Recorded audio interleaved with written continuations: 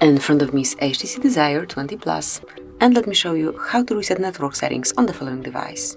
So first of all, just open the settings, then find and select System, and here enroll advanced options. Now click on Reset options, and you will notice Reset Wi-Fi, Mobile and Bluetooth here.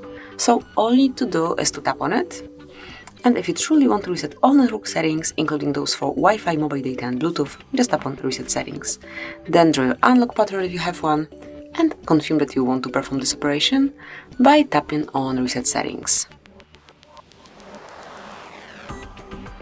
And that's it. As you can see, it has been done, so now you can customize from scratch.